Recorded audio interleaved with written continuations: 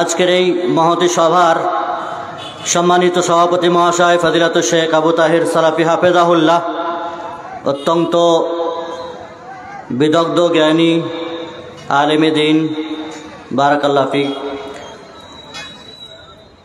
মঞ্চে উপবিষ্ট অত্যন্ত স্নেহের এবং সম্মানিত ওলামায়ে কেরাম, সম্মুখস্থ দিন দরদ ইসলাম দরদি ভাই সকল ও পর্দার অন্তরালে সম্মানিত মা ও বোনেরা, যাবতীয় প্রশংসা স্তব স্তুতি একমাত্র সে মহান স্রষ্টা আল্লাহ রব্বুল ইজ্জাতের জন্যই, আলহামদুলিল্লাহ। অতঃপর মহানবী জনাবে মুহাম্মদুর রাসূলুল্লাহ সাল্লাল্লাহু আলাইহি সাল্লামের উপর সালাত ও সালাম তথা দরুদ নাজিল হোক। আল্লাহুম্মা আমিন। আল্লাহুম্মা সাল্লি আলাইহি, আল্লাহুম্মা বারিক আলাইহি, আল্লাহুম্মা সাল্লি ওয়া সাল্লিম আলা নবিয়িনা মুহাম্মদ ওয়া আলা আলিহি ওয়া সাহবিহি ওয়া সাল্লাম। সুপ্রিয় সম্মানিত ভাই ও বোনেরা, আমরা ইতিপূর্বে বিভিন্ন ওলামায়ে কেরামদের মুখ থেকে মুখনিসৃত দিন কেন্দ্রিক একাধিক কথা আলোচনা শ্রবণ করেছি। আমার পূর্বেও আমাদের পশ্চিমবাংলার বিদগ্ধ আলেমে দ্বীন শেখ আনোয়ার হক ফাইদি হাফেজাহুল্লাহ আলোচনা করেছিলেন। আমি আপনাদের সম্মুখে খুব সংক্ষিপ্ত পরিসরে মাত্র 40টা মিনিট, তাও হয়তো 5-10 মিনিট কেটেই গেছে, যে বিষয়কে সম্মুখে রেখে আলোচনা করার জন্য আমাকে বলা হয়েছে, সেটি বিশেষ করে মানব জীবনে পাপের খুব প্রভাব। সম্মানিত উপস্থিতি, আমি খুব সংক্ষিপ্ত আকারে পয়েন্ট টু পয়েন্ট কিছু কথা উপস্থাপন করব কোরআন সুন্নাহর আলোকে, এবং উদ্দেশ্য আশা হবে এই যে মানুষ যাতে করে পাপ থেকে ফিরে আসতে পারে, পাপগুলো চিনতে পারে, পাপের ভয়াবহতা সম্পর্কে উপলব্ধি করতে পারে এবং সেগুলো থেকে নিজেকে বাঁচিয়ে রেখে জান্নাতের পথে পরিচালিত হতে পারে। এই আশা উদ্দেশ্যকে সম্মুখে রেখে আলোচনা শুরু করতে চললাম। আল্লাহ রব্বুল ইজ্জাতের তৌফিক দাতা, আল্লাহ ওয়ালিউত তৌফিক আল মুঈন। সুপ্রিয় সম্মানিত ভাই বোনেরা, মানুষ মাত্রই ভুলকারী, সকল মানুষের দ্বারা ভুল হবে, এটা চিরাচরিত সত্য কথা আমরা জানি। কিন্তু সেই ভুল করার পরে, সেই পাপ করার পরে সর্বোত্তম এবং সর্বশ্রেষ্ঠ ব্যক্তি হলো সেই যে ভুল করার পরে ভুলের ওপরে বা পাপের ওপরে সে টিকে থাকে না, গুমারতুমি করে না, গাজুয়ারি করে না। ভুল হয়েছে, পাপ হয়েছে, গোনা হয়েছে, যখন সে বুঝতে পারে, তাকে বোঝানো হয়, তার চোখে আঙুল দিয়ে দেখিয়ে দেওয়া হয়, তখন সে সেটাকে স্বীকার করে নিয়ে প্রত্যাবর্তন করে, আল্লাহর কাছে ক্ষমা চেয়ে নেয়। মানুষের কাছে ভুল করলে মানুষের কাছে সেটি ক্ষমা চেয়ে নেয়। রাসূলুল্লাহ সাল্লাল্লাহু আলাইহি ওয়াসাল্লামের ভাষায় কুল্লু বানি আদম খাতা ওয়া খায়রুল খাতাইনা আত-তাওয়াবুন, প্রত্যেকটি আদম সন্তানের ভুল হবে, এটি কমন কথা। কিন্তু সেই ভুলকারীদের মধ্যে সবচাইতে সর্বশ্রেষ্ঠ ব্যক্তি, সর্বোত্তম ব্যক্তি হলো সেই যে তওবা করে, ইস্তেগফার করে, ক্ষমা চায়, ক্ষমার কাছাকাছি আসে। আমরা জানি যে আমাদের দেহ মন পাপে পরিপূর্ণ। কত শত দিবারাত্রি আমাদের কথাবার্তার দ্বারা, আমাদের আচার আখলাকের দ্বারা, আমাদের ইশারা ইঙ্গিত আকারে ভাবে না জানি কত শত পাপ আমাদের মনের ভিতরে বিরাজ করে। আমাদের হাত, আমাদের কর্ম, আমাদের দেহ দ্বারা সেটা বাস্তবে ফুটে ওঠে। এই যাবতীয় গুনাহের যে প্রভাব মানুষের জীবনে পড়ে, সেটা অত্যন্ত খতরনাক, অত্যন্ত দুর্বিষহ, যা মানুষের জীবনকে নষ্ট করে দেয়। এই গুনাহের বেশ কিছু প্রভাব, ক্ষতিকর দিক যা মানুষের জীবনে পড়ে, সেগুলো সম্পর্কে আমরা আলোচনা করব। প্রথমত আমরা এ কথা জানবো যে পাপ কাকে বলে, গোনা কাকে বলে। যদি গোনা এবং পাপের ডেফিনেশনটাই না জানতে পারি, কাকে বলে এটা না বুঝতে পারি, তাহলে তা থেকে বাঁচবেন কিভাবে, কিভাবে দূরে সরে থাকবেন? এজন্য আসুন পাপ কাকে বলে এটা আমরা জানবো। পাপ বা গোনা, যার বাংলা আবিধানিক অর্থ হলো অন্যায়, দুষ্কর্ম, দুষ্কৃতি, কলুষ ইত্যাদি। এবং আরবিতে সমার্থবোধক শব্দ আরবিতে যে ব্যবহার হয় গোনা এবং পাপের ক্ষেত্রে, কোরআন এবং সুন্নাতে আযম, আল মাসিয়া, আল খাতিয়া, আস সাইয়্যা, এই শব্দগুলি কোরআন হাদিসে ব্যবহৃত হয়েছে, যার অর্থ হলো পাপ এবং গোনা। পারিভাষিক অর্থে গোনা বা পাপ কাকে বলা হয় এ বিষয়ে উলামায়ে কেরামরা বলেছেন যে তারকু মা আওজাবা ওয়া ফুরিযা মিন কিতাবিহি আও আলা লিসানি রাসূলিহি সাল্লাল্লাহু আলাইহি ওয়াসাল্লাম ওয়া ইরতিকাবি মা নাহাল্লাহু আনহু আও রাসূলুহু সাল্লাল্লাহু আলাইহি ওয়াসাল্লাম মিনাল আকওয়ালি ওয়াল আ'মালি আয-যাহিরাতি ওয়াল বাতিনা। পবিত্র কোরআন এবং রাসূলুল্লাহ সাল্লাল্লাহু আলাইহি ওয়াসাল্লামের বাণীর মাধ্যমে যা কিছু ওয়াজিব এবং ফরজ করা হয়েছে সেগুলিকে ছেড়ে দেওয়া, পরিত্যাগ করা, আল্লাহ এবং তদীয় রাসূল যা থেকে নিষেধ করেছেন সেগুলো করে ফেলা, তাতে লিপ্ত হয়ে যাওয়া, সেটা কথার মাধ্যমে হোক অথবা আপনার কাজকর্মের মাধ্যমে হোক, সেটা প্রকাশ্যে হোক অথবা অপ্রকাশ্যে হোক না কেন, এটা হলো পাপ এবং গোনা। শাইখুল ইসলাম ইবনে তাইমিয়া রাহিমাহুল্লাহ গোনার যে ডেফিনেশন সংজ্ঞা বর্ণনা করতে গিয়ে তিনি বলেছেন গোনা হচ্ছে আল মাসিয়া হিয়া মুখালিফাতুল আমরি শারঈ। গোনা এবং পাপ হলো শরীয়তের নির্দেশনা, শারঈ নির্দেশের বিপরীত উল্টো কাজই হলো গোনা। কোরআন সুন্নাহর বিপরীত কোন কর্ম এবং কোন কথা সেটাই হলো গোনা এবং পাপ। সম্মানিত উপস্থিতি, রাসূলুল্লাহ সাল্লাল্লাহু আলাইহি ওয়াসাল্লাম গোনার সংজ্ঞা দিতে গিয়ে বলেছেন, সহিহ মুসলিমে বর্ণিত, রাসূলুল্লাহ সাল্লাল্লাহু আলাইহি ওয়াসাল্লামকে যখন জিজ্ঞাসা করা হলো নেকি এবং গোনা কাকে বলে, তখন তিনি বললেন যে আল বিররু হুসনুল খুলকি, নেকি হলো উত্তম চরিত্রের নাম, আর গোনা ওয়াল ইসমু মা হাকা ফি সাদরিক ওয়া কারিহতা আন ইয়াতলি আলাইহি নাস। গোনা হলো যা আপনার অন্তরে সংশয় সৃষ্টি করে, মনের ভিতরে খটকা সৃষ্টি করে, সন্দেহের অবকাশ এবং দানা বাসা বাঁধে, আর মানুষের সামনে সেটা প্রকাশ হয়ে যাবে, এটা আপনি ভয় খান যে মানুষ এই কাজটা করলে জেনে ফেলবে, তাই তো খারাপ বলবে, আমাকে কি ভাববে, কি বলবে, আমার সম্পর্কে কি ধারণা করবে যদি এই কাজটা করি। জানবেন যে সেটাই হলো গোনা, সেটাই হলো পাপ। তাহলে যে কাজটা করলে মানুষের মনের ভিতরে সন্দেহের দানা বাঁধে, খটকা সৃষ্টি করে, সন্দেহ এবং সংশয় সৃষ্টি করে যে মানুষের সামনে এটা প্রকাশ পেলে কি হবে, আমার ইজ্জত, আমার মান সম্মান, আমার সম্পর্কে বিরূপ মন্তব্য মানুষ করবে, এটাই হলো গোনা, এটাই হলো পাপ। সম্মানিত উপস্থিতি, পাপের সাধারণত দুটি প্রকার আছে, যেটি কাবিরা এবং সাগিরা নামে আমরা সকলেই জানি মোটামুটি ভাবে। যে গোনা হলো দুই ধরনের, বড় আর ছোট। বড় গোনা কাকে বলা হয়? কাবিরা গোনা বলা হয়, যার ক্ষেত্রে বিশেষ করে দুনিয়াতে শাস্তির কথা বলা হয়েছে। যেমন কেউ যদি কাউকে হত্যা করে তার ক্ষেত্রে শাস্তি আছে, তাকে হত্যা করা হবে। জিনা করলে হত্যার বিষয় আছে, চুরি করলে হাত কাটার বিষয় আছে। এইভাবে যে কাজের ক্ষেত্রে দুনিয়াতে শাস্তির কথা শোনানো হয়েছে অথবা আখেরাতে শাস্তির কথা শোনানো হয়েছে, অথবা যে কাজ করলে আখেরাতে আযাব আছে, গজবের কথা বলা হয়েছে, আল্লাহ এবং তার রাসূল সাল্লাল্লাহু আলাইহি ওয়াসাল্লাম যে কাজ করলে লানত এবং অভিশাপ করেছেন, শাস্তির ঘোষণা শুনিয়েছেন, কোরআন সুন্নাহয় চরম নিন্দা করা হয়েছে, এই কাজগুলিকে বলা হয় বড় গোনা, বড় পাপ। আর এর উল্টো যা এই ধরনের শাস্তির কথা সাধারণত শোনানো হয়নি, সেগুলি এর উল্টো বা বিপরীতগুলো হলো ছোটখাটো গোনা, যেগুলিকে সাগিরা বলা হয়ে থাকে। সম্মানিত উপস্থিতি, অনুরূপভাবে উলামায়ে কেরামরা পাপের প্রকারভেদ বর্ণনা করতে গিয়ে বর্ণনা করেছেন যে পাপের প্রকৃতগতভাবে চারটি ভাগ আছে। একটি হচ্ছে আকীদাগত ভাব, আকীদাগত পাপ, যেমন শিরকি কাজ করা, মুনাফিকি করা, নেফাকে আমালি কাজ করা, এটা আকীদাগত পাপ। আরেকটি হচ্ছে চারিত্রিকগত পাপ, মানুষের চারিত্রিকগত যে পাপগুলো হয়ে থাকে, মদ খাওয়া, মাদকতা, জিনা ব্যভিচার করা, এই পাপগুলো। আরেকটি হচ্ছে ইবাদতের ক্ষেত্রে পাপ, নামাজ না পড়লে তার শাস্তি, রোজা না রাখলে তার শাস্তি, যাকাত না দিলে তার শাস্তির কথা আছে।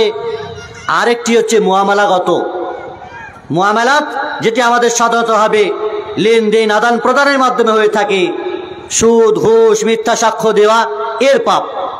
এই চারটি পাপের কথা উলামায়ে কেরামরা তারা বলেছেন। বিশেষ করে ইমাম ইবনুল কাইয়্যিম রাহিমাহুল্লাহ তিনি বর্ণনা করেছেন যে গোনাকে বিশেষ করে সাগায়ের এবং কাবায়ের, বড় এবং ছোটতে বিভক্ত করা হয়, যেটি কোরআন সুন্নাহ সালাফে সালেহিন দ্বারা এটি স্পষ্ট প্রমাণিত। আর অন্যান্য উলামায়ে কেরামরা এই চারটি পাপের কথা বলেছেন। সম্মানিত উপস্থিতি, এই ছিল পাপ কাকে বলে, তার ধরন করণের বিষয়ে কিভাবে তাকে চিনব জানব, ছোট গুনাহ বড় গুনাহ এবং পাপের 4টি প্রকার মোটামুটি ভাবে সেটি বর্ণনা করা হলো। এবারে আমার মূল বিষয় সেটি হচ্ছে পাপ মানুষের জীবনে বা মানব জীবনে পাপের কুপ্রভাব। মোটামুটি ভাবে খুব সংক্ষিপ্ত পরিসরে 10টি পয়েন্ট আলোচনা করব, এই মনস্থ করেছি। আল্লাহ রাব্বুল ইজ্জত তিনি ভালো জানেন, তিনি তৌফিক দাতা। প্রথম বিষয় যে আমরা মুসলিম বলতে কথা জানি, যেমন বিষ মানুষের শরীরের জন্য ক্ষতিকর। সামান্য একটু বিষ যদি মানুষ পান করে তাহলে সামান্য বিষের কারণে তার সারা শরীর জ্বালা যন্ত্রণা ধরে যায়, মারা যেতে পারে মানুষটি যদি তার সময়ে তার ট্রিটমেন্ট চিকিৎসা না করা হয়।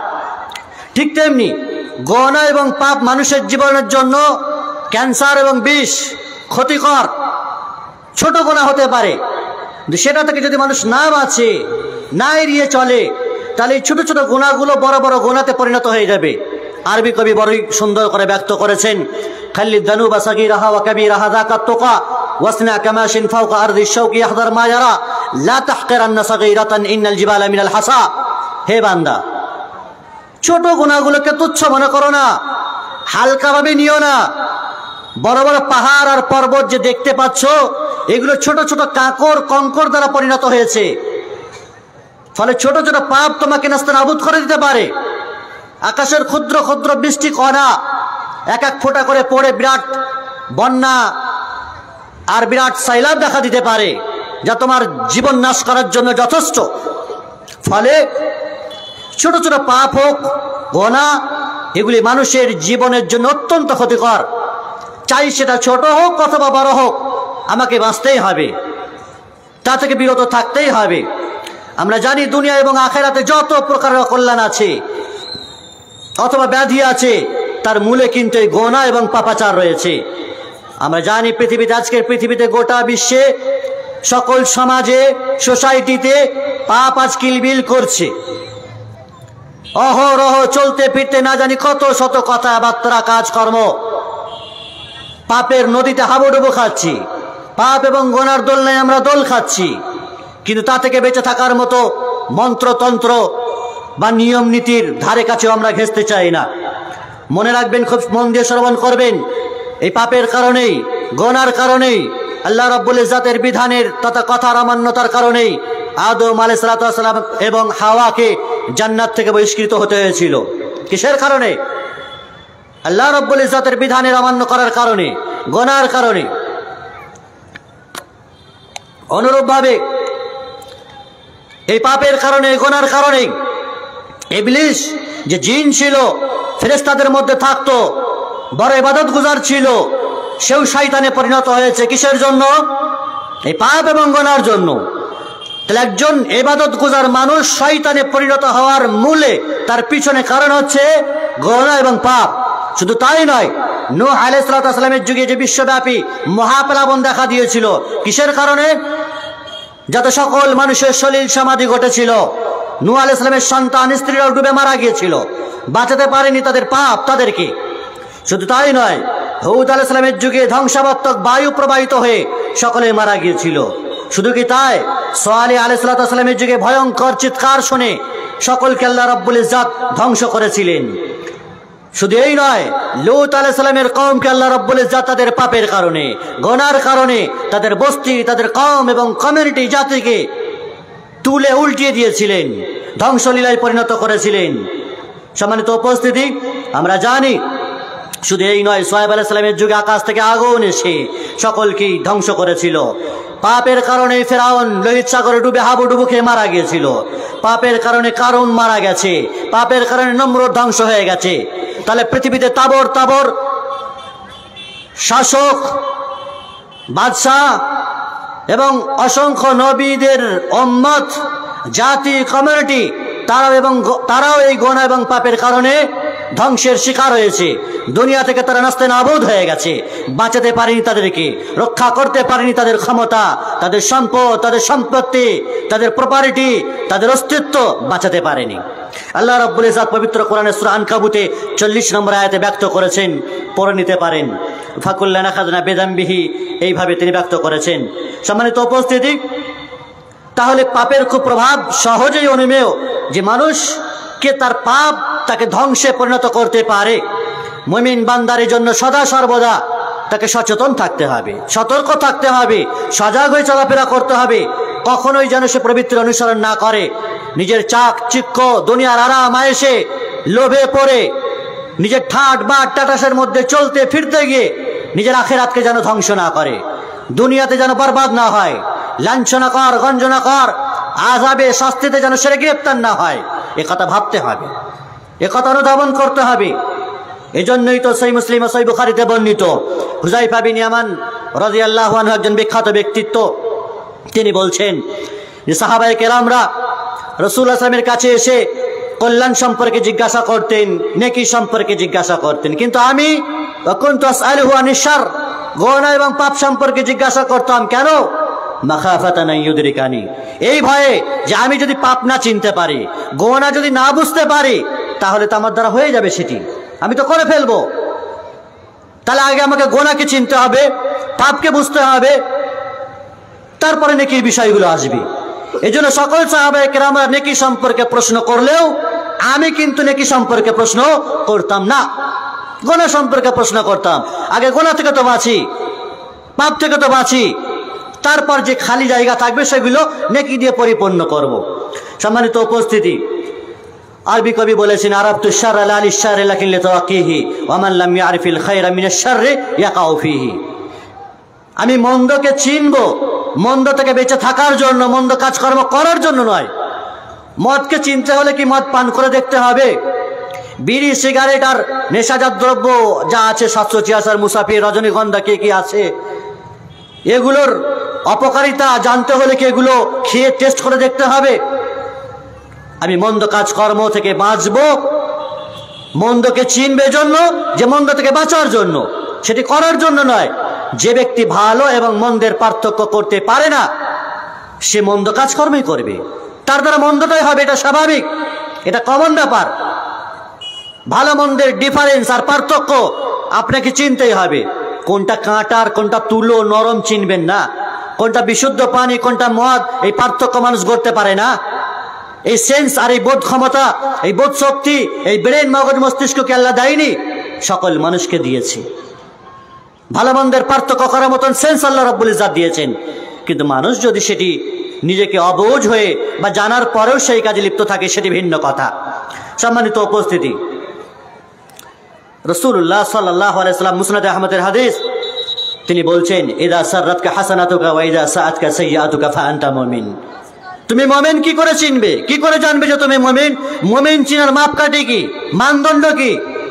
যখন কোনো নেকির কাজ করে তোমাকে খুশি দেবে, নেকির কাজ করে মনে তৃপ্তি পাবে, আত্মতৃপ্তি হলে, যে নামাজ পড়লাম জানটা মনে হলো নেকির কাজ করলাম, সুস্থ হলাম, মনে মনে উৎফুল্ল আনন্দ পেলাম।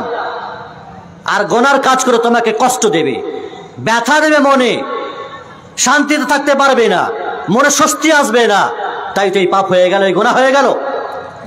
তাহলে নেকির কাজ করে যখন আপনাকে শান্তি দেবে, আর গুনার কাজ করে যখন আপনার মনে জ্বালা পোড়া ধরবে, ব্যথা যন্ত্রণা হবে, কষ্টে আপনি কষ্ট ভোগ করবেন, তখন জানবেন যে আপনি মুমিন, আপনি ফাআনতা মুমিন, আপনি মুমিন। সম্মানিত উপস্থিতি, পাপের কারণে মানুষের রিজিক সংকুচিত হয়, রুজি কমে যায়, আহারে ভাটা পড়ে, জীবন বরকত শূন্য হয়ে পড়ে। আল্লাহ রাব্বুল ইজ্জাত রিজিককে কেড়ে নেন, তুলে নেন, ভালো কাজকর্ম তুমি পাও না, হালাল রুজি রোজগার করার মতন তৌফিক আল্লাহর পক্ষ থেকে হয় না। হালালের মধ্যে জীবন যাপন করো তুমি, কেন? এর মূলে হচ্ছে তুমি গুনাহ আর পাপের মধ্যে ডুবে আছো, ফলে হালাল রুজি খাওয়ার মতন তৌফিক তোমার জীবনে হবে না। এই বিষয়ে সুনান ইবনে মাজাতে বর্ণিত, রাসূলুল্লাহ সাল্লাল্লাহু আলাইহি ওয়াসাল্লাম তিনি বলছেন লা ইয়াজিদু ফিল উমরি ইল্লা আল বির ওয়া লা ইয়ারুদ্দুল কদর ইল্লা দুআ ওয়া ইন্নার রাজুলা লা ইয়াহরুমুর রিজকা বিয-যামবি ইউসিবু। মানুষের যে আয়ু এবং তার বয়স যে বৃদ্ধি পায়, সেটি ভালো কাজ করলে, সৎকর্ম করলে তার আয়ু বৃদ্ধি পায়। আর মানুষের তকদির পরিবর্তন করতে পারে না দুয়া ছাড়া, দোয়া করলে তকদির পরিবর্তন হয়।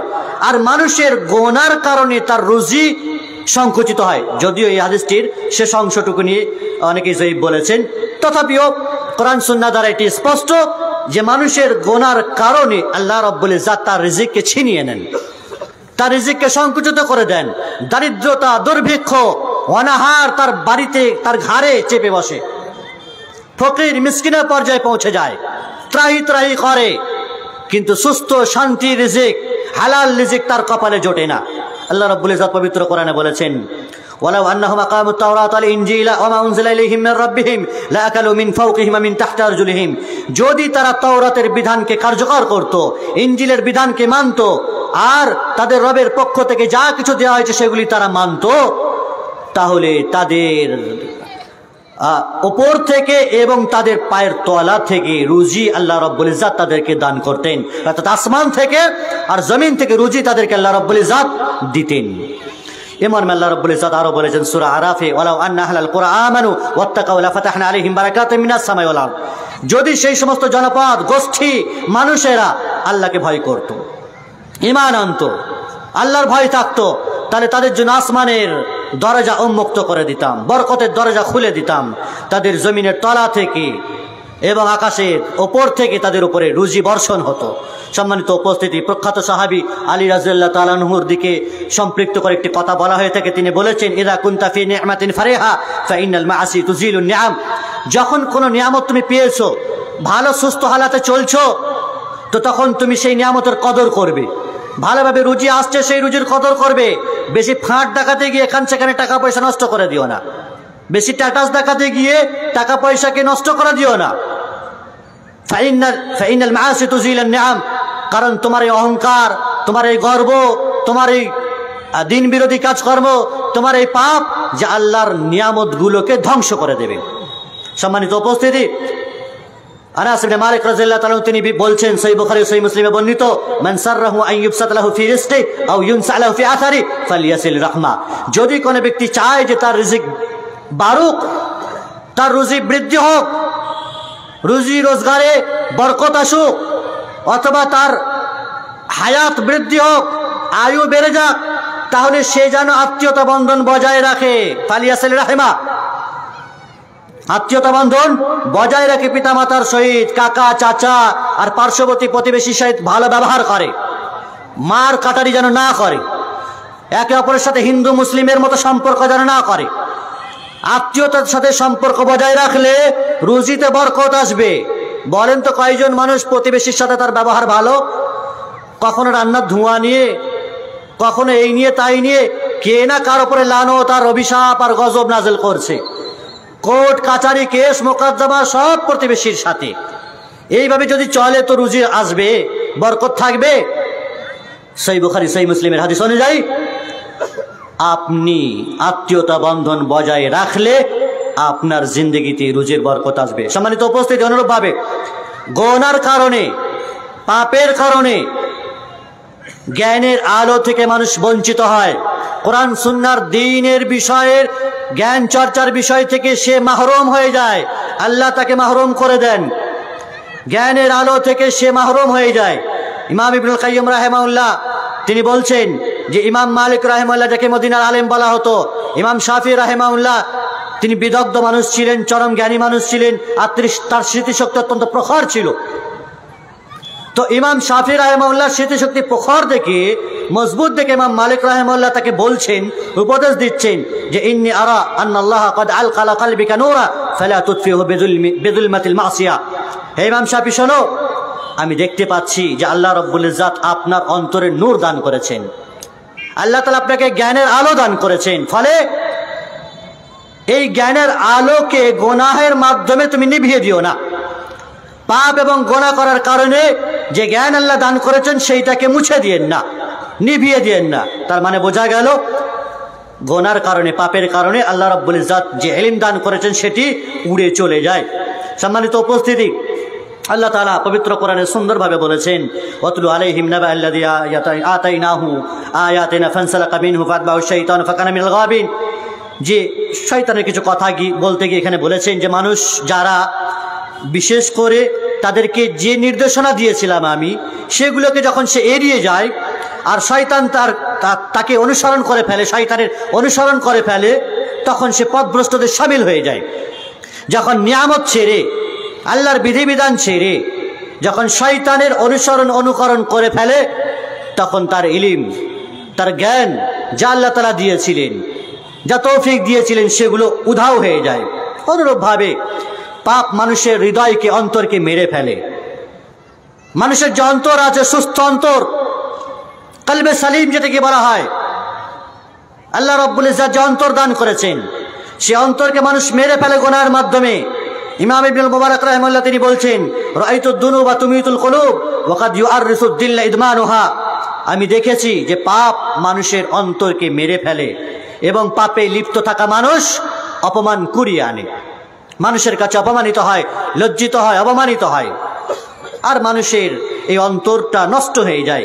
আল্লাহ রাব্বুল, বিশেষ করে রাসূলুল্লাহ সাল্লাল্লাহু আলাইহি ওয়াসাল্লাম সহিহ মুসলিমের হাদিস অনুযায়ী তিনি বলেছেন যে তুরাদুল ফিতানু আলাল কুলুবি কাল হাসির উদান উদান।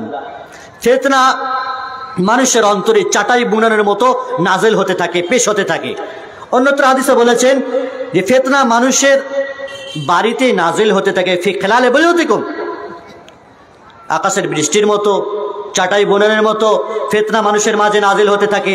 আর সেই ফিতনাগুলো মানুষের অন্তরে গেঁথে যায়, আর গেঁথে গিয়ে এক একটি করে কালো দাগ পড়ে যায়। যে অন্তর সেই কালো দাগটিকে প্রত্যাখ্যান করে, দূরে সরিয়ে দেয়, তার অন্তরটা উজ্জ্বল থাকে, আলোকময় থাকে। আর যদি সে সরিয়ে না ফেলতে পারে, কালো রেখাকে দূরে সরিয়ে না ফেলতে পারে, এই মর্মে একটি হাদিস রাসূলুল্লাহ সাল্লাল্লাহু আলাইহি ওয়াসাল্লাম বলেছেন, ইন্নাল আবদা ইযা যানাবা যামবান কানাত নুকতাতান সাউদা ফি কলবি। মানুষ যখন গুনাহ করে, পাপ করে, তার অন্তরে কালো একটি দাগ পড়ে যায়। যখন সে গুনাহ এবং পাপের পরে তওবা করতে থাকে, ইস্তেগফার করতে থাকে, তখন সেই দাগটিকে আল্লাহ রাব্বুল ইজ্জত মিটিয়ে দেন। আর যদি তওবা ইস্তেগফার না করে, গুনাহের উপরে গুনাহ, পাপের উপরে পাপ, কার তোয়াক্কা করে, কে কার ধার ধরে, যে যার নিজের মতো চলাফেরা করছে, তখন তার অন্তর একেবারে জং ধরে যায়। যাকার রাইন কাল্লা বাল রানা আলা কুলুবিহিম মা কানু ইয়াকসিবুন। তার অন্তরে জং ধরে যায়।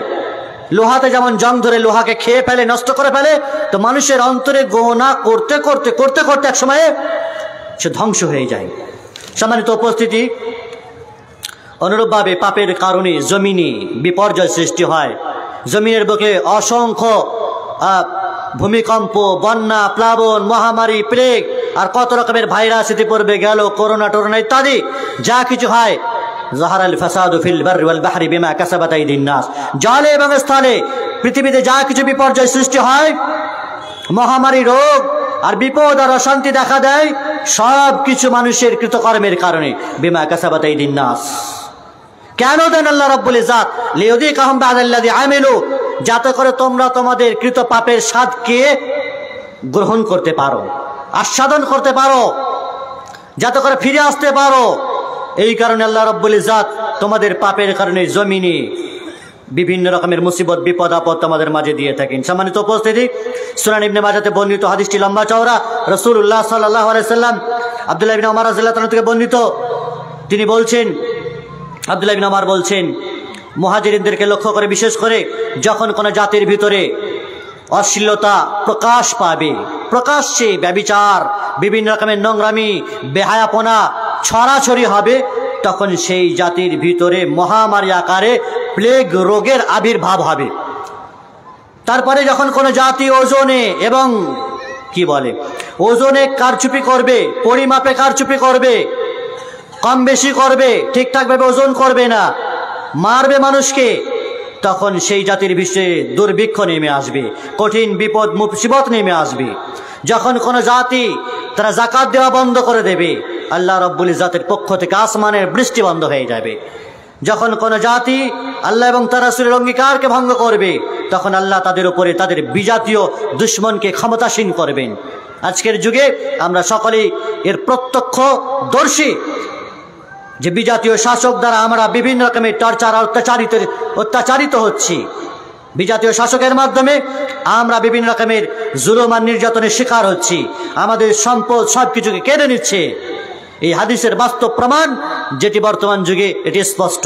অনুরূপভাবে যখন তোমাদের শাসকবর্গ আল্লাহর কিতাব মোতাবেক মীমাংসা করবে না, আল্লাহর নাজিলকৃত বিধানকে মানবে না, তখন আল্লাহ রাব্বুল ইজ্জত পরস্পরের মাঝে যুদ্ধ বাঁধিয়ে দেবেন, যুদ্ধ লাগিয়ে দেবেন, গৃহযুদ্ধ, একে অপরের মাঝে মুসলিমের বিরুদ্ধে যুদ্ধ। হচ্ছে না? হয় না আজকের যুগে? ওপার বাংলায় দেখেন দুজনাই তবলিগ জামাতের মানুষ, সাতপন্থী জুবায়ের পন্থী, একে অপরকে মেরে তুলোধুনা করে দিল। আর এপার বাংলাতেও দেখেন কে আহলে হাদিস আর কে হানাফি, যে যার জাতি, একই সম্প্রদায়, একই আকীদা, একই মানহাজের লোক, একে অপরকে আর গালি গুলোজ তিরস্কার ভর্ৎসনা মার ধরে কোনো রেহাই নেই। যে যাকে পারছে তুলোধুনা করে দিচ্ছে। তো এটি গৃহযুদ্ধ নয়, নিজেদের আপোষের মাঝে যুদ্ধ। এই ধরনের গুনার কারণে মূলত আমাদের মাঝে আসে। সম্মানিত উপস্থিতি, শুধু তাই নয়, সুনানে তিরমিজিতে বর্ণিত রাসূলুল্লাহ সাল্লাল্লাহু আলাইহি ওয়াসাল্লাম তিনি বলেছেন, ফি হাযিহিল উম্মাহ খাসফুন ওয়া মাসকুন ওয়া কাযফুন ইযা যাহারাতিল কায়নাত ওয়াল মাআযিফ ওয়া শারিবাতিল খুমুর। এই উম্মতের মাঝে, এই উম্মতকে মানুষ, এই উম্মতকে আল্লাহ রাব্বুল ইজ্জত কখনো জমিনে ধসিয়ে দেবেন, তাদের চেহারাকে বিকৃত করে দেবেন যখন তাদের মাঝে গান বাজনা বাদ্যযন্ত্র প্রকাশ পাবে এবং নায়িকা গায়িকার আবির্ভাব হবে। সেগুলিকে ভাড়া করে এনে ব্যবহার করবে, নর্তকীদেরকে ব্যবহার করবে আর মদ্যপান করবে উন্মুক্তভাবে। সম্মানিত উপস্থিতি, পাপ গোনা মানুষের লজ্জা শরমকে উধাও করে দেয়, কমিয়ে দেয়। রাসূলুল্লাহ সাল্লাল্লাহু আলাইহি ওয়াসাল্লাম বলেছেন, ইযা লাম তাস্তাহি ফাসনা মা শিত। যখন তোমার লজ্জা শরমই নেই তখন তুমি যা ইচ্ছা তাই করতে পারো। মানুষ পাপ করতে করতে একসময় তার লজ্জা উধাও হয়ে যায়, বলে আল্লাহকে ভয় করবো না তো মানুষের সামনে ভয় কিসের? হ্যাঁ, এ ভাই একজন মুরব্বী আসছে, বিড়ি খেও না। তো যুবক ছেলেদের কথা, আল্লাহকে ভয় করি না তো একে কেন ভয় করবো? তো আল্লাহকে লজ্জা করো না তো এর সামনে লুঙ্গি পরে কেন আছো, খুলে দাও। মানুষের মানে বাহ্যিক ভদ্রতার যে বিষয় সেটি তো কমসে কম থাকবে না, এটাকে উধাও করে দেবে। সম্মানিত উপস্থিতি, তো মানুষের লজ্জা শরম এমন পর্যায়ে পৌঁছে গেছে, পাপ করতে করতে গুনাহ করতে করতে দিল মুর্দা হয়ে গেছে, অন্তর একেবারে উড়ে চলে গেছে, কলবে সালিম নাই। তো যা ইচ্ছা তাই বেফাস কথাবার্তা বলবে। কে মুরব্বী, কে আলেম ওলামা, তার সামনেই ফাটছে, তার সামনেই ধোঁয়া উড়াচ্ছে, তার সামনেই যাচ্ছে তাই কথা বলছে, কোনো কেয়ার নেই। আল্লাহকে ভয় করি না তো মানুষকে কি ভয় করব, এই হচ্ছে তাদের যুক্তি। সম্মানিত উপস্থিতি, লজ্জাও একটি ইমানের অঙ্গ। সেটি বাহ্যিক লজ্জাও তো আর বটে, আভ্যন্তরীণ লজ্জা তো যা আছে, বাহ্যিক লজ্জাও তো একটি ইমানের অঙ্গ। পাপীর পার্থিব অবস্থা দরিদ্রপ্রীত এবং সংকটপন্ন হয়ে থাকে। আমরা জানি, সুনানে তিরমিজিতে বর্ণিত হাদিসে কুদসি আল্লাহ তাআলা বলছেন, ইয়া ইবনে আদম তাফাররাগ লি ইবাদাতি, হে আদম সন্তান, আমার ইবাদতের জন্য সময় বের করো তোমরা। আমলা উসাদরাকা গিনাআন, তাহলে আমি তোমাদেরকে টাকা পয়সা ধন দৌলত প্রাচুর্য দ্বারা সমৃদ্ধ করব। ও আসুদ্দ ফাকরা, আর তোমাদের গরিবী দুর্ভিক্ষ, এই খেতে পাচ্ছ না, বিভিন্ন অনাহারে থাকছো, এগুলো আমি মিটিয়ে দেবো। আমার ইবাদতের জন্য সময় বার করলে সম্পদও দেবো, টাকা পয়সা অর্থ রুজি রোজগারের ব্যবস্থাও করে দেবো, আর গরিবীকেও মিটিয়ে দেবো। যদি এর উল্টো হয় বান্দা, যদি আল্লাহর বিধানকে কেউ বুড়ো আঙুল দেখায় তো আল্লাহ রাব্বুল ইজ্জত উল্টে দেবেন, আপনাকে ব্যস্ত করে দেবেন, ব্যস্ততায় ভরে দেবেন, বিজি ম্যান হয়ে যাবেন আপনি। নামাজের জন্য ভাই এখন ব্যবসা বাণিজ্য, দোকান খোলা থাকতে হবে, নাহলে কাস্টমার চলে যাবে, ব্যবসার মরশুম, এখন নামাজ পরে নেবো। এত ব্যস্ত মানুষ। তো এটা শয়তানের মান নয় তো কি? এটা আল্লাহর পক্ষ থেকে গজব না আযাব না, এটা রহমত মনে করেন। যে রুজি রোজগার, যে ব্যবসা বাণিজ্য আপনাকে নামাজ থেকে গাফিল করে দেয়, দ্বীন ইসলামের বিধি বিধান থেকে গাফিল করে দেয়, রোজা রাখতে পারেন না, ধান কাটা গাড়ি আমাদের দেশের মানুষেরা চালায় রোজা রাখা অবস্থায়, তো কি রোজা রাখবে? চরম কষ্ট, সব খেয়ে উড়িয়ে দেয়। এত কষ্ট কি করে রোজা রাখবো? তাহলে ফরজ ইবাদত থেকে আপনার ব্যবসা বাণিজ্য, আপনার রুজি রোজগারের কাজকর্মগুলো যদি আপনার ফরজ ইবাদত থেকে আপনাকে দূরে সরিয়ে রাখে, তো সেই সমস্ত রুজি রোজগারের পথগুলো মনে করছেন আপনার জন্য রহমত, ওগুলো তো গজব। আল্লাহ বলছেন ব্যস্ততাই ভরে দেবো, আর গরিবী তোমার যাবে না, মানে ফকিরি কোনোদিন তোমার যাবে না, তোমার আশা আকাঙ্ক্ষা কোনোদিন মিটবে না, আশা পূরণ হবে না। যতক্ষণ না কবরে না যাচ্ছে মানুষ, তার আশার স্বপ্ন পূরণ হতে পারে? মানুষের আশা আকাঙ্ক্ষা কোনোদিন পূরণ হবে না যতক্ষণ না সে কবরে না যাচ্ছে। সম্মানিত উপস্থিতি, অনুরূপভাবে পাপীদের জীবন নিরাপত্তাহীন হয়ে পড়ে। যারা পাপ করে আল্লাহ রাব্বুল ইজ্জত নিরাপত্তা তুলে নেন, নিরাপত্তা তুলে নেন। রাসূলুল্লাহ সাল্লাল্লাহু আলাইহি ওয়াসাল্লাম তিনি বলছেন, সুনান ইবনে মাজাহ বর্ণিত, মান সাল্লা সুবহা ফাহুয়া ফি যিম্মাতিল্লাহ ফালা তাগফিরুল্লাহ ফি আহদি ফামান কাতালাহু তালাবাহু আল্লাহু হাত্তা ইয়াকতুবা ফিন নারি আলা ওয়াজহিহি। যদি কোনো ব্যক্তি ফজরের নামাজ জামাতের সহকারে পড়ে, তাহলে আল্লাহ রাব্বুল ইজ্জতের জিম্মায় নিরাপত্তায় সে থাকে। আর তোমরা এই নিরাপত্তা, আল্লাহর এই অঙ্গীকার, এই আহাদ কি নষ্ট করে দিও না, না হলে আল্লাহ রাব্বুল ইজ্জত উল্টোমুখী করে তোমাদেরকে জাহান্নামে ফেলবেন। তার মানে বোঝা যাচ্ছে যে আল্লাহ রাব্বুল ইজ্জতের বিধিবিধান থেকে যদি কেউ এড়িয়ে চলে, নামাজ থেকে এড়িয়ে চলে, আল্লাহ রাব্বুল ইজ্জত নিরাপত্তা তুলে নেবেন, তার নিরাপত্তার মাঝে আপনি থাকতে পারবেন না।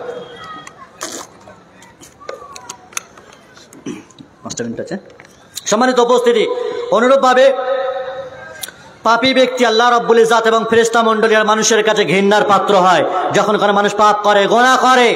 এ বিষয়ে হাদিস রাসূলুল্লাহ সাল্লাল্লাহু আলাইহি ওয়াসাল্লাম তিনি বলছেন, সহিহ মুসলিমে বর্ণিত, আল্লাহ রাব্বুল ইজ্জত যখন কোনো বান্দাকে ভালোবাসেন তখন জিবরিলকে ডেকে বলেন যে ইন্নী উহিব্বু ফুলানান ফাহিব্বা, হে জিবরিল, পৃথিবীর অমুক বান্দাকে আমি ভালোবাসি, তুমিও ভালোবাসো।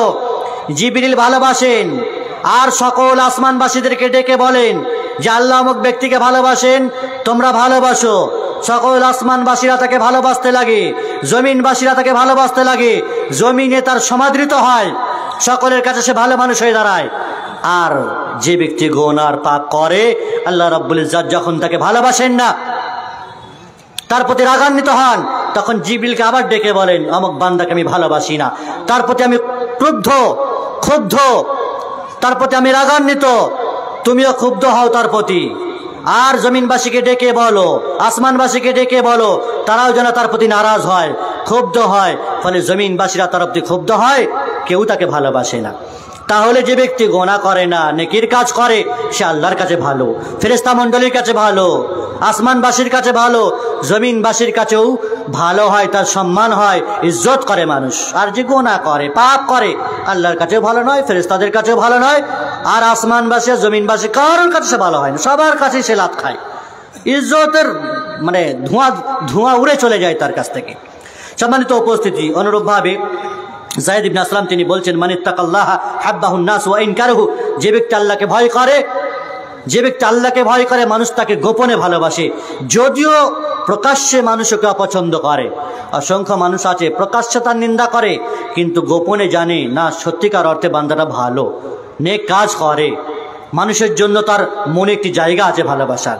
সম্মানিত উপস্থিতি, পাপ আল্লাহ এবং তার বান্দার মাঝে দূরত্ব সৃষ্টি করে দেয়, পাপ ভালো মন্দের পার্থক্য করার যোগ্যতাকে নষ্ট করে দেয়। আল্লাহ তাআলা পবিত্র কোরআনে বলেছেন, ইয়া আইয়ুহাল্লাযীনা আমানু ইন তাত্তাকুল্লাহা ইয়াজআল লাকুম ফুরকানা, যদি আল্লাহকে ভয় করো তাহলে আল্লাহ রাব্বুল ইজ্জত পার্থক্য করার, ভালো মন্দের ক্ষমতা তোমাদেরকে দান করবেন, তোমাদের গুনাহ খাতাকে মাফ করবেন, তোমাদেরকে ক্ষমা করবেন। আল্লাহ রাব্বুল ইজ্জত তিনি ক্ষমাকারী, তিনি মহাকল্যাণের অধিকারী। ফলে পাপের যে কুপ্রভাব মানুষের জীবনে পড়ে থাকে, সেটি আমরা খুব স্বল্প পরিসরে সেটি জানতে পারলাম। তাহলে পাপ থেকে আমাদের বেঁচে থাকার জন্য কি করতে হবে? এই কাজগুলি করলে, পাপ করলে তো এত কুপ্রভাব, বাজে প্রভাব আসার আমাদের জীবনে পড়বে, তাহলে আমরা বাঁচার কিছু পন্থা অবশ্যই আমাদের জানা দরকার। খুব সংক্ষিপ্ত আকারে 1-2 মিনিট আছে আমার কাছে। পাপ থেকে বাঁচার খুব সহজ এবং সরল কিছু ফর্মুলা আর কিছু ফর্মালিটিস আছে, যেটি পূরণ করলে ইনশাআল্লাহুল আজিজ আমরা পাপ থেকে বাঁচতে পারবো।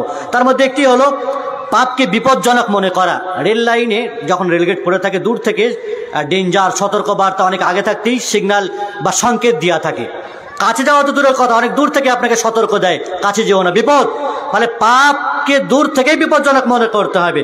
ক্ষুদ্র হলেও, ছোট হলেও সেটা ভয়ঙ্কর, এটা মাথায় রেখে চলতে হবে। পাপ দেখলেই দূরে সরে থাকতে হবে, পাপের কাছাকাছি হওয়া যাবে না। যেমন ইউসুফ আলাইহিস সালামের কাহিনীগুলো বর্ণনা হয়েছে, আজিজে মিসরের বিবির সাথে পাপ দেখেছেন, আজিজে মিসর পাপ কাজ করার জন্য তাকে ডাক দিয়েছেন, তিনি পালিয়ে গেছেন, পিছন দিক থেকে জামা ধরে টেনেছে, ছিঁড়ে গেছে, কিন্তু মূলত তিনি পালিয়ে যাচ্ছেন। কেন?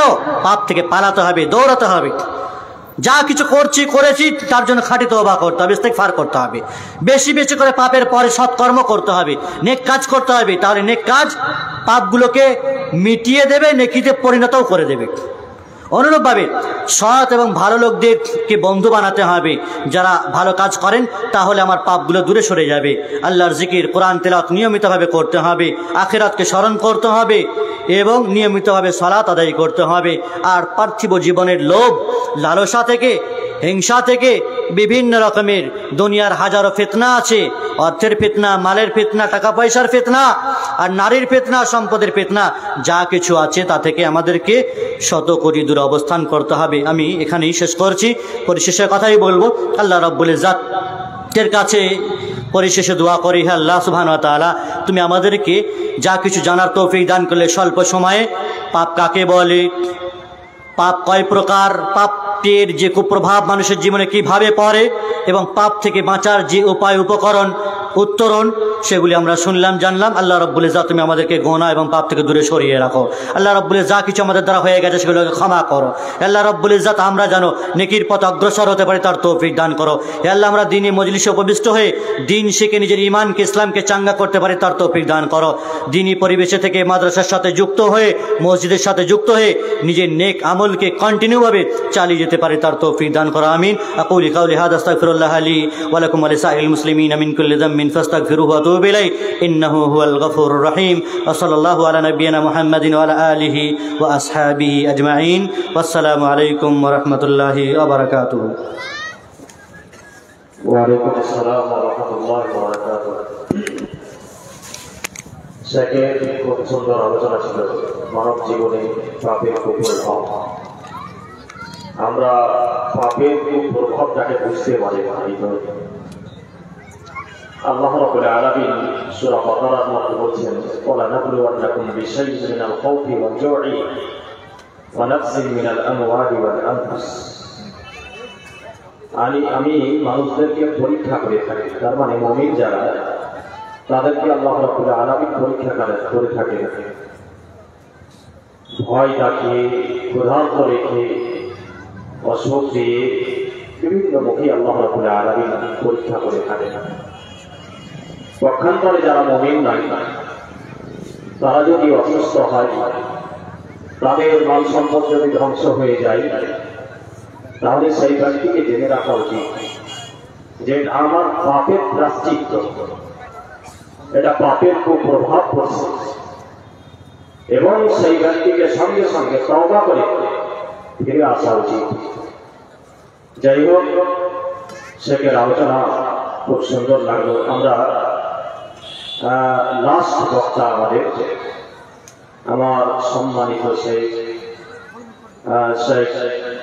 আব্দুর রহমান আল আদিল হাফিজাহুল্লাহ, তিনি আপনাদের সম্মুখে আসবেন এবং তিনারও বিষয়, মূল্যবান বিষয় রয়েছে, বিশেষভাবে মা ও বোনদের জন্য, যে ইসলামী পর্দার বিধান, ইসলামী পর্দার বিধান, এই নিয়ে শেখ আলোচনা করবেন। আমরা